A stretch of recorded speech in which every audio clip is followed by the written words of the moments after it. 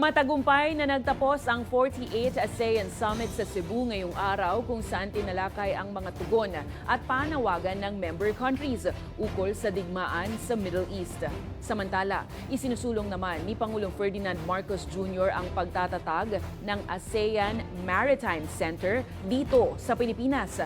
Pero anya, hindi ito pagkontra sa anumang bansa.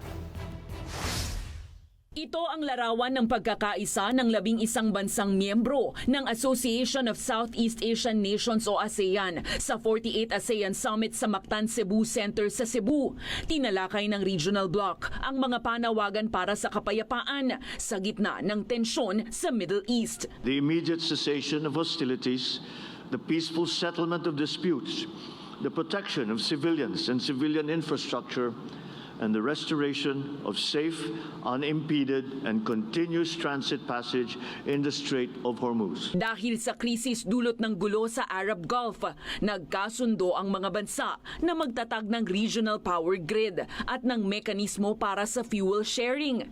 Samantala, isinusulong rin ni PBBM ang pagtatatag ng ASEAN Maritime Center dito sa Pilipinas. The situation in the South China Sea becomes more, shall we say, unreadable. This becomes more important, that there will be a central repository for maritime issues and maritime policy that will apply to ASEAN members. Pero paglilinaw ni Marcos, hindi ito kontra sa anumang bansa. Bagkus ay pagtitiyak ito na mananatiling bukas ang ligtas na paglalayag sa katubigan ng rehiyon. Strait of Hormuz is 20% of the entire oil supply of the world, and we are all very aware of the effects of that.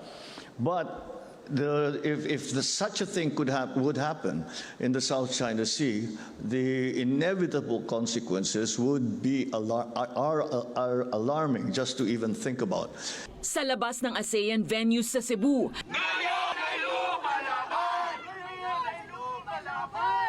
nagkasa ng demonstrasyon ng ilang progresibong grupo kung saan sinilaban nila ang watawat ng Amerika. Anila, ang ASEAN Summit ay plataporma lang para isulong umano ang hangarin ng Amerika na anila'y pahirap sa marginalized sectors. Sa kabila nito, naging mapayapa sa pangkalahatan ang mga pagpupulong ng ASEAN countries. Habang kasado na ang ikalawang yugto ng chairmanship ng Pilipinas para sa 49th ASEAN Summit na gaganapin sa Maynila sa Nobyembre.